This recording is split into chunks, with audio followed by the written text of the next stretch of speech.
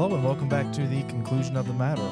I'm Ren Ferguson. Joined with me as always is Robbie Santiago and Ryan Weaver.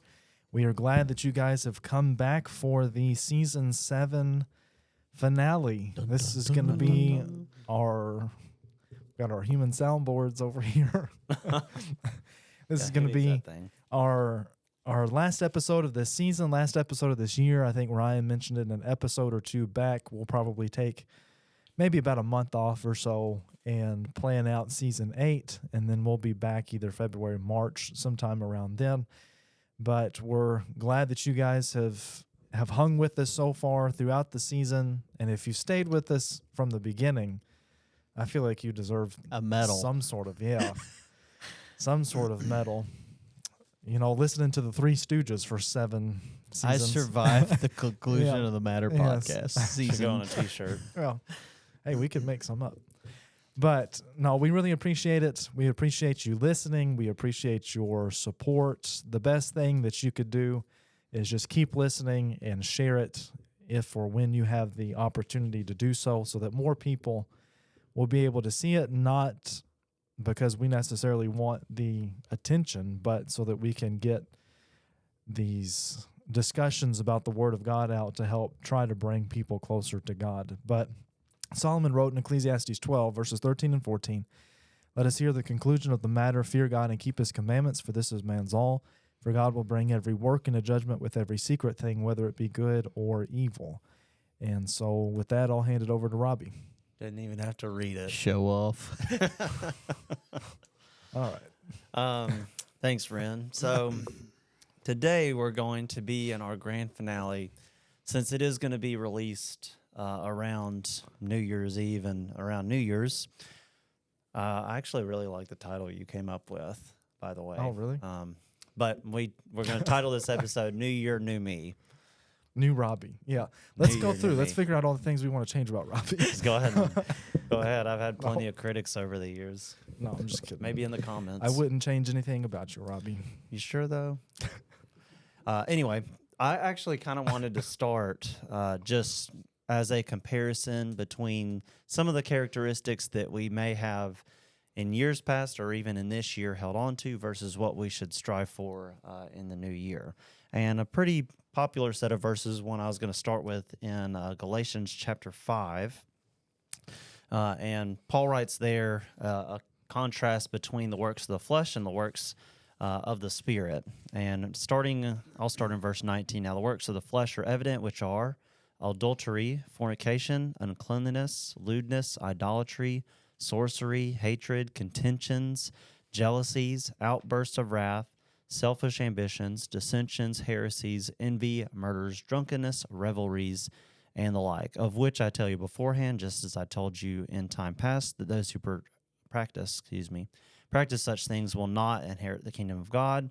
And here's the contrast. "But the fruit of the Spirit is love, joy, peace, long-suffering, kindness, goodness, faithfulness, gentleness, self-control." Verses 22 and 23 are the ones that we would like to emulate in the new year if we have not in the past. And obviously there's a pretty substantial list between verses 19 through 21 of things. And I'd say most of the people listening to this podcast probably don't struggle with a lot of these things like murder, maybe even drunkenness, though many do, idolatry, sorcery. There's a lot of things that I don't think that a lot of people may deal with regularly.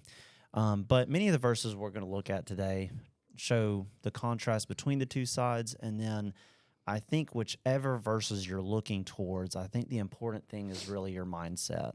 There's a lot of these things, including the things listed in chapter 5 here, that we intellectually understand to either avoid these things or to pursue these good things. But there's a big difference between intellectually knowing it versus actually applying that consistently. And that's a lot of times, especially when it comes to New Year's resolutions and things like that we may, pursue to be more loving in the new year, pursue more self-control, to be less aggressive or have fewer outbursts of wrath or envy or jealousy or things like that. But to continue that throughout the year and throughout the years that follow, I think is where we should put a lot of our focus.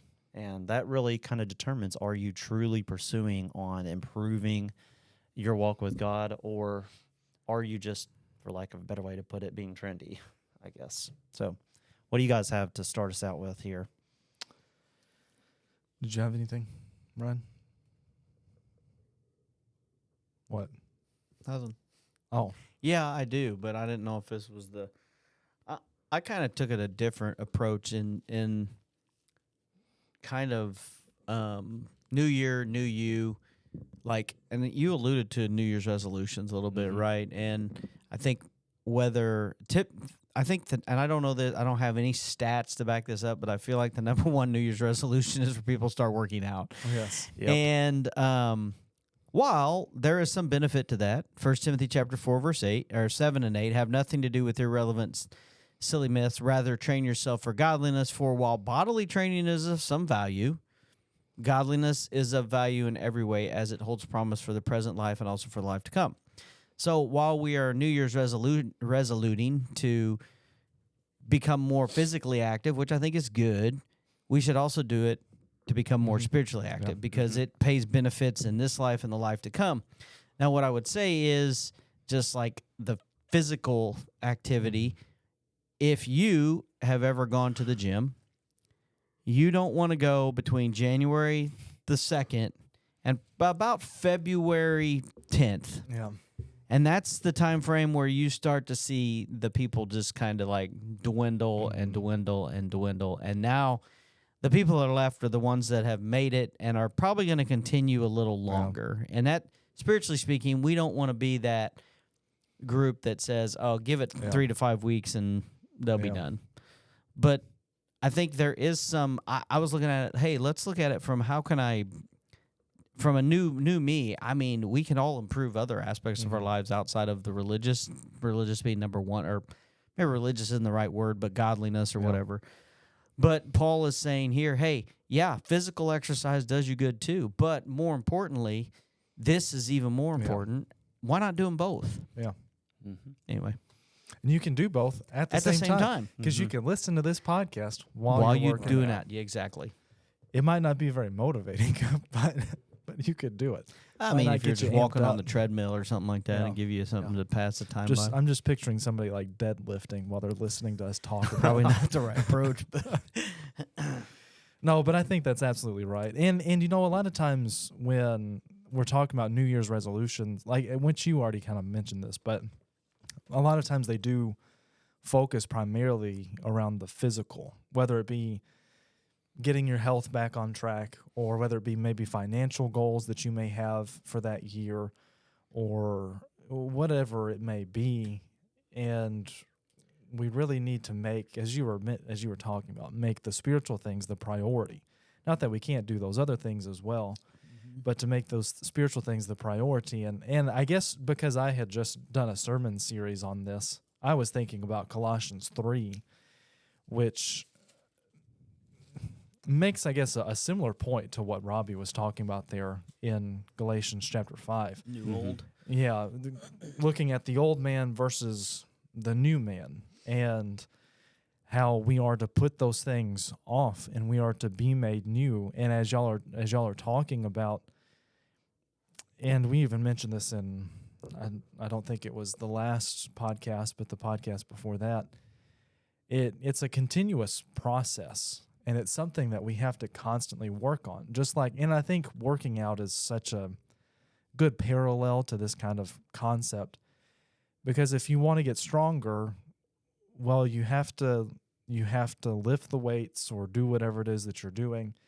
and you have to keep doing it, and you have to be willing to go through the growing pains of it, and be willing to go through the difficulty that it takes to build yourself up in that way. And we shouldn't expect anything less when it comes to the spiritual. You know, there's always that kind of joke of, don't pray for patience or God will he'll test your patience. Yeah, he'll give you something to be patient about.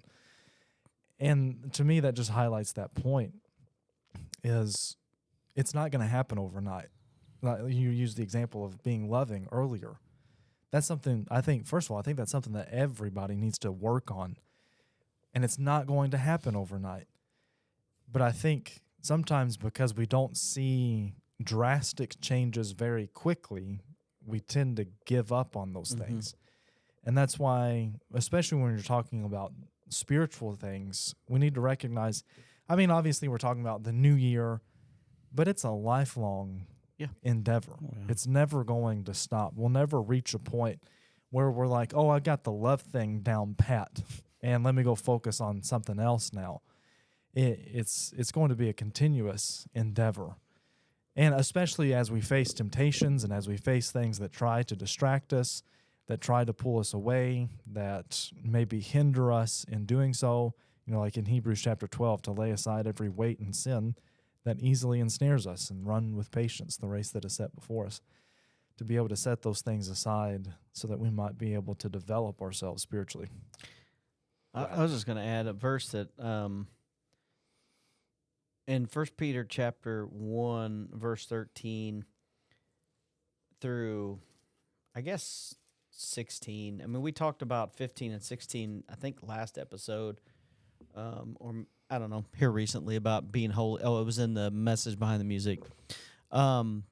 Being holy in all your conduct. But starting in verse 13, it says, therefore prepare your minds for action, and being sober-minded, set your hope fully on the grace that will be brought to you at the revelation of Jesus Christ. As obedient children, do not be conformed to the passions of your former ignorance, but as he has called you is holy, you also be holy in all your conduct.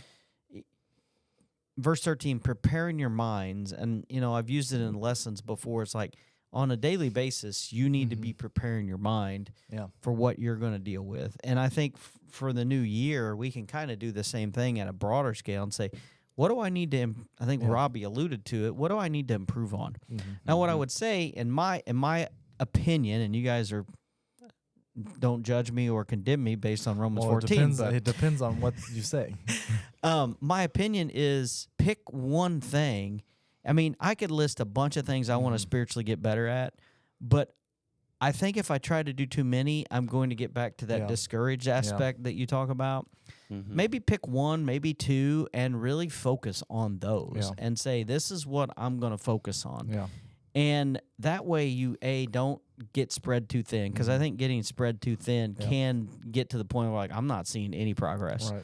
Or you just get tired and say, well, I'll skip this one today, and then you're skipping everything. And I don't know. I just feel like picking, even from a physical standpoint, I think picking too many things, too many irons in the fire to focus on, but preparing your mind, choosing what you want to focus on, and not falling back to that former ignorance of how he said it, not to be conformed to the passions of your former ignorance. Colossians chapter 3 talks about the way you used to live and now the way you're supposed to live, the fruit of the Spirit versus the fruit of the what was the fruit? Lust of the flesh. Works of the flesh. I don't say fruit of this flesh, and I knew that wasn't right.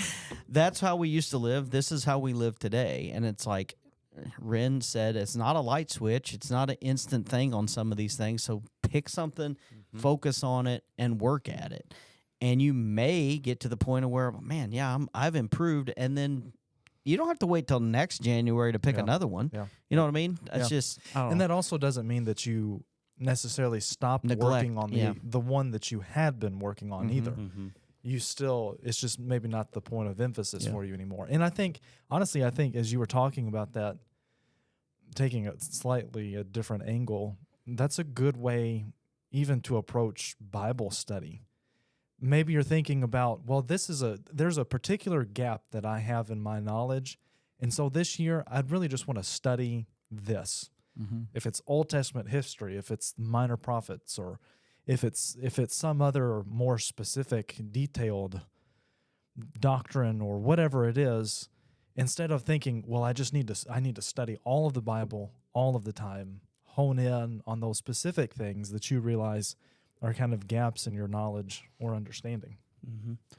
And I think y'all bring up a lot of good points. I'm trying to remember them all, but I think it is valuable to focus on, 1, 2, or even 3 for X amount of time, because it is important to remember it doesn't have to start in January. Yeah. You know, it can start tomorrow if you want it to. It can start in March. Now, I'm not saying like I'm just going to wait until March. I'll do it next year. I'm just saying that, you know, the starting point makes no difference. But also, I'm sure y'all are in agreement about this. If love was the thing that I was going to focus on for 6 months or 1 year or however long, then it's not like when I move on to the next thing that it's just like, oh, well, I mastered that one, on to the next kind of thing. You continue to work on all of those things. And you brought up the word mindset. I think that's really at the core of this, whether we're doing it in December or January, or whether we flash forward into April or October or whatever month it is. You know, our mindset needs to be the same in each of those months. I obviously thought of Romans chapter 12, verse 2, to not be conformed to this world, but be transformed by the renewing of your mind. If you set all these, quote unquote, we'll call them resolutions, to improve in different things of our spiritual walks, then, and our mind not be behind it, it really does us no good. We're just essentially going through the motions in that case. It reminds me of, you guys remember the, I don't know if you guys were teaching then, but we did a series in the auditorium class, making the most out of life, that Leroy Brownlow book where it was letters of the alphabet. And Yeah, I think I remember and that. I did diligence, and in there it talked about inspiration. I forget how it was, but the point was, ideas are only so good until you put them into action. And you see, and it was like inspiration is something, but perspiration is where the results come in. And I think that, to your point, is you can make all the plans in the world that, hey, this is what I'm going to do. But if you don't put it into action and get your mind into it and really do the work, then it's no good. Yeah. And that's kind of what the point I kind of started with when we talk about, I'll use the fruits of the Spirit as an example, because that's the one that I used earlier. If you're talking about love, or you're talking about patience, self-control, any of those, if you know it intellectually, but then you don't transform your mind to commit to improving in that, you know, the only purpose it would serve you is to be able to, you know, show someone where that is in the Bible for, you know, just a personal conversation or for evangelism, which, you know, I guess is valuable, but it, you know, it's not serving the purpose of new you know? Yeah. So, and I think, speaking of resolutions, before we kind of completely go down a completely different path here, I think it's important to point out that it's more important for us to set spiritual resolutions, not just in January. Again, it doesn't matter what month, but to continually set those goals. And at a time when everybody else is making resolutions about going to the gym or losing weight or whatever it is, or about their diet, it's more important for us to make sure that we're not putting spiritual goals on the back burner for those things, that we need to continuously prioritize being more loving, being more self-controlled, being more patient, being more humble, you know, whatever it is. We need to set those spiritual goals and those Bible study goals. I think those, you know, you can't have one without the other, really. Yeah. As you were talking about, you know, going back to what Ryan was discussing about the inspiration versus the perspiration. Is that what it was? Yeah. Perspiration? That didn't sound right when I said it for some reason. But it made me think about going back to the analogy of working out or whatever it is. Sometimes we tend to want credit for having an intention, but that doesn't mean anything. In fact, there's a saying that says good intentions pave the road to hell. Yeah. Your intentions might be good, but if you don't act upon it, you don't get any credit, so to speak, as you guys were. It's like what we were talking about with discussing. holiness a couple podcasts ago. Yeah. That it takes, you know, our mindset behind it, but it also takes, you know, our actions and our thoughts with it too. Were you going to say something else? No, by the way? I don't think so. The other thing I was going to say was, in all of this, we have to keep in mind that it's us doing the work, but it's not us that's making us the new person. I think going to the old life, new life, works of the flesh, fruit of the Spirit, the only way we can go from point A to point B is through Christ. You know, and it's like, until you're in Christ, you really can't be that new person. You can be a good person, but can you be a Christian? Yeah. You can't. No. Oh. I was saying. I was just agreeing with I was you. saying, Wait, yeah, in what? agreement with your Okay. point. Okay. But you saying that makes me think of Philippians 2 and verse 12. Is that where you're about to go? I was going to Philippians 2. We're Okay. probably thinking close to the same thing. But Go verse ahead. 12 and 13, he says, "Therefore, my beloved, as you have always obeyed, so now, not only in my presence, but much more in my absence, work out your own salvation with fear and trembling." I've been thinking about this a lot because most of the time we stop quoting right there at the end of verse 12. Work out your own salvation. You gotta do it. You gotta put in the work. And I mean, that is true. But if you read verse 13, it says, "For it is God who works in you, both to will and to work for his good pleasure." We do have to put forth effort. But we also have to understand we're not doing it on our own at the same time. Just like when it comes to becoming the new man. We do have to put in some effort in the sense that we have to obey him, but it's really God that makes us new. We have to put in the effort to live these holy lives, but it's really God that enables us to do that. And we have his word that Yeah. kind of instructs Yeah. us on how to do that. I was gonna go there too, but even while you were reading that, I backed up to verse 5, and I can make a separate point about that. Let this mind be in you, which was also in Christ Jesus. I think that's something that we can try to set every year, is to try to be more Christ-like in what we think and what we do. In context, it's going to go on to talk about obedience and humility. But then if you flash forward in Philippians to chapter 4, I think I continuously, well, not continuously like every day, but frequently I'll look at verses 8 and 9 here that says, "Finally, brethren, whatever things are true, whatever things are noble, whatever things are just, whatever things are pure, whatever things are lovely, whatever things are of good report, if there is any virtue and anything is worthy of praise, meditate on these things." And it's just kind of collecting chapter 2 and chapter 4 and putting those things together. That helps me kind of have a mindset that is one that is good to have. Really, both of those whole chapters are really good chapters. The verses that I didn't read there as well. But I think if you're going to try to have the right mindset, it starts with that humility of Christ, and then specifically focusing on those good things and how you can improve in them. These are kind of a similar list to really the fruits of the Spirit too. You could tie a lot of different verses.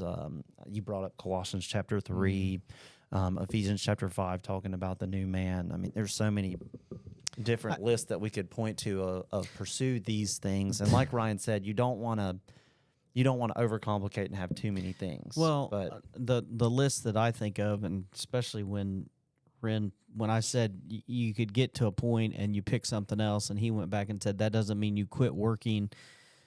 It First Peter or Second Peter chapter 1, the Christian virtues is like you're adding to each one of those, and it's not that you now are no longer adding knowledge to faith because you've moved on to virtue, but it's a continual. And his point there is if you continue in these and you are growing in these, it's an expectation of they are growing in you to help you remain faithful. It's not that you're going to be perfect, but it should position you in a place where you're growing and you're in a better position than you were the year before or the day before, for that matter. Yeah. Something you said reminded me. This was several years ago that the preacher, when I was in Tennessee, there's a preacher that's retired within, I believe, the last year, named Tom Payne, and he did a series on the fruits of the Spirit. I wasn't originally going to bring this up, but you saying that made me think about it. And he talked about the fruits of the Spirit, but in the opposite order, and kind of made the point that really, if you think about it in that opposite order, those things kind of continually add to go to the next thing. And I'll read them in reverse. Essentially, you have to be self-controlled before you can be gentle toward others. You have to be gentle before you can be faithful. Faithfulness leads to goodness. Goodness leads to kindness. Kindness leads to long-suffering or patience. And then peace and joy, and ultimately the culmination of all of those things, love. And so I think that's a good reminder, kind of to go along with what you said in 2 Peter 1. I think those are a great list of qualities that we should strive for. And whether you read them forward or in opposite order, I think makes no difference. I was just I just thought that was a good way that he presented that lesson series. But I think, like we have already talked about, there's several different passages that we could look to for all of these different qualities. Did you have something a second ago? You look like you had something you were about to say.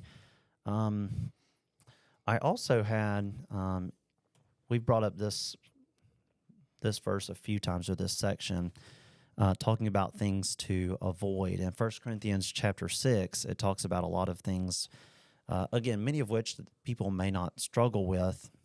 But verse 11 says, "And such were some of you, but you were washed, you were sanctified, you were justified in the name of the Lord Jesus and by the Spirit of our God." I think that's also an important mindset to have, that there are things that we may continue to struggle with or have struggled with in the past.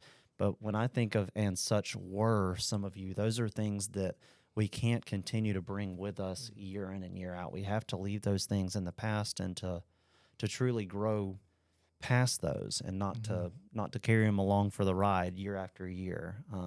Because, just like anything else, New Year's resolutions, there's maybe the same person's like, "I'm going to work out this year."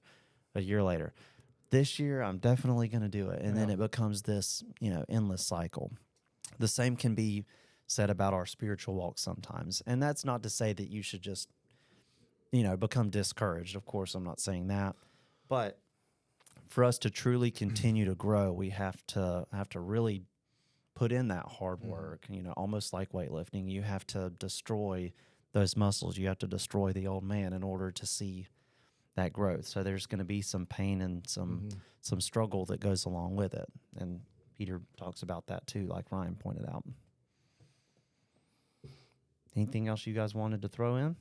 I don't have anything, I don't think. Not particularly, no.